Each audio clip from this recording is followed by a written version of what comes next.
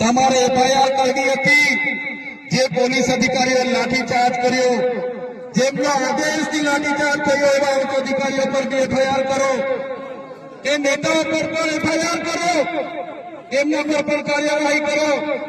ભાજપના વન મંત્રી હમણાં જ નવા વનના મંત્રી બન્યા છે.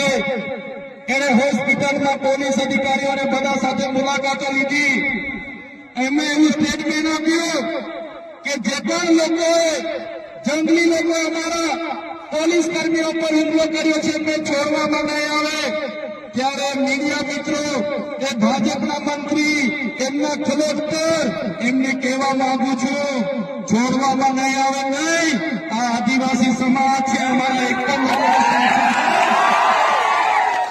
અમારા પાડલિયા ગામના એક પણ આગેવાનને ખોટી રીતે હેરાન કરશો તો અંબાજીથી ઉમરગામના રાજસ્થાન અને મધ્યપ્રદેશના પણ હજારો આદિવાસીઓ અહીંયા ઉભા થઈ જશે. એફઆઈઆર રદ કરો અને તમારે એફઆઈઆર કરવી છે તો બંને પક્ષે એફઆઈઆર કરો.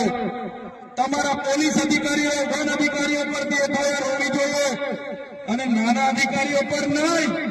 કોન્સ્ટેબલ, બીટગાર્ડ પર નહીં, પીએસઆઈ, ફોરેસ્ટર પર નહીં, એમના ડીસીએફ પર એફઆઈઆર કરો, એમના એસપી પર એફઆઈઆર કરો, એમના ડીવાયએસપી પર એફઆઈઆર કરો, કેમ કે એમના આદેશથી અહીંયા હિંસા થયેલી છે. ત્યારે સાથીઓ તમે જોઈ લો, આજે દેશમાં ચાહે છત્તીસગઢ હોય, ઝારખંડ હોય, આસામ હોય, મિઝોરમ હોય, મેઘાલય હોય, નાગાલેન્ડ હોય કે મણિપુર હોય, આજે આદિવાસીઓ સામે પોલીસ લડી રહી છે. આજે દેશની આર્મી સામે આદિવાસી લડી રહેલો છે. આજે આખા દેશની અડધી આર્મી આદિવાસીઓ સામે લડે છે. કેમ કે આદિવાસી આજે પોતાની મૂળ જમીન બચાવવાના પ્રયાસો કરે છે અને આ ભાજપની સરકાર એમના કેટલાક ઉદ્યોગપતિઓને આ જમીનો આપવા માટે, એમના નામે આ જમીનો કરવા માટે આદિવાસીઓની જોર જંગલ જમીન છીનવી રહી છે.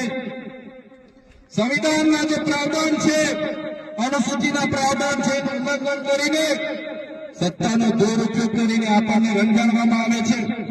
ત્યારે મારા ભાઈઓ, મારા વડીલો, મારી બહેનો, મારી માતાઓ, આજે તમારા પર અત્યાચાર થયા છે. ગઈકાલે કેવડિયાવાળા પર અત્યાચારો થયા હતા, દાહોદવાળા પર અત્યાચારો થાય છે, પોળાવાળા પર અત્યાચાર થાય છે, બેડાપાણી ગામવાળા પર અત્યાચાર થયા હતા, કોસીનાવાળા પર અત્યાચાર થયા હતા, ખેડબ્રહ્માવાળા પર અત્યાચાર થાય છે. ત્યારે મિત્રો મેં તમને કહેવા માંગુ છું, ક્યાં સુધી આપણે બેઠીશું? ત્યારે જે દિવસે આપણા અહીંના પાડાલિયા ગામના લોકોને આ લોકો જો હેરાન કરશે તો એ દિવસે આપણે ગાંધીનગર તરફ પણ રસ્તો પકડવો પડશે.